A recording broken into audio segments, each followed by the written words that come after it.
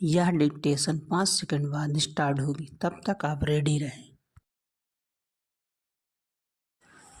Ready start. यह चिंताजनक है और निराशाजनक भी कि देश के कुछ हिस्सों में चुनावी हिंसा नए सिरे से सिर उठाती दिख रही है। इनमें से कुछ ऐसे क्षेत्र भी हैं जहां लंबे समय से चुनावी हिंसा देखने को नहीं मिली। जैसे बिहार एक समय था जब बिहार चुनावी हिंसा के लिए कुख्यात था। वहां चुनाव के पहले ही हिंसा शुरू हो जाती थी, जो चुनाव बाद तक चलती रहती थी। गत दिवस छपरा में फिर से ऐसा ही देखने को मिला। 5वें चरण के मतदान वाले दिन छपरा में राजद प्रत्याशी रोहिणी आचार्य के एक मतदान केंद्र पर पहुंचने के बाद उनके और भाजपा समर्थकों के बीच जो विवाद हुआ, उसके चलते अगले दिन दोनों पक्षों में हिंसक झड़प हुई। इस झड़प के दौरान गोली चली, जिसमें एक व्यक्ति की मौत हो गई और 2 अन्य घायल हो गए। राजद और भाजपा नेता एक दूसरे पर आरोप लगा रहे हैं।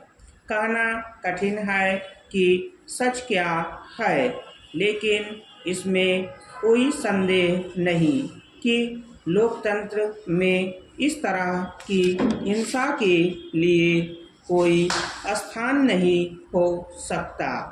छपरा में राजद और भाजपा समर्थकों के बीच हिंसक झड़प के बाद तनाव इतना अधिक है कि पुलिस बल की तैनाती बढ़ाने के साथ इंटरनेट सेवा 2 दिन के लिए बंद करनी पड़ी है। चूँकि बिहार में अभी कुछ सीटों पर मतदान होना शेष है, इसलिए प्रशासन को सजग रहना होगा। चुनावी हिंसा की वापसी शुभ संकेत नहीं।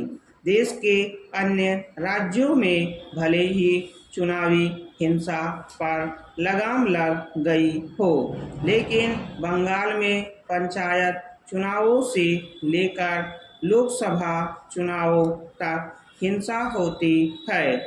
कई बार तो यह हिंसा बड़े भयावह रूप में होती है, जैसे कि पिछले विधानसभा चुनावों के बाद हुई थी। इस लोकसभा चुनाव में बंगाल में मतदान का कोई भी ऐसा चरण नहीं रहा जब परस्पर विरोधी दलों के कार्यकर्ता टकराए न हो अथवा उनमें बम न चले हो। बंगाल में यह सिलसिला कायम है, तो इसीलिए क्योंकि कुछ दलों ने चुनावी हिंसा को अपनी राजनीतिक संस्कृति का हिस्सा बना लिया है। बंगाल चुनावी हिंसा से इसीलिए मुक्त नहीं हो पा रहा है क्योंकि यह राजनीतिक दल बाहुबल पर यकीन रखने वाले अपने नेताओं को संरक्षण प्रदान करते हैं। यह परंपरा वामपंथी दलों ने शुरू की थी, जिसे तृणमूल कांग्रेस ने भी अपना लिया। आज स्थिति यह है कि तृणमूल कांग्रेस कार्यकर्ताओं और समर्थकों की निशाने पर सभी विरोधी दल के नेता एवं कार्यकर्ता रहते हैं।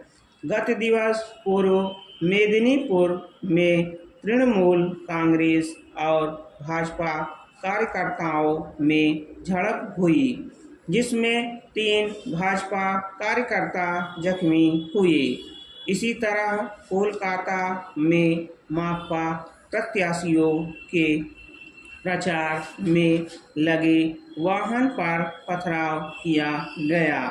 चूँकि यह स्पष्ट है कि ममता सरकार की चुनावी हिंसा को थामने में कोई दिलचस्पी नहीं, इसलिए चुनाव आयोग की ओर से अधिक सतर्कता का परिचय देना होगा। स्टॉप।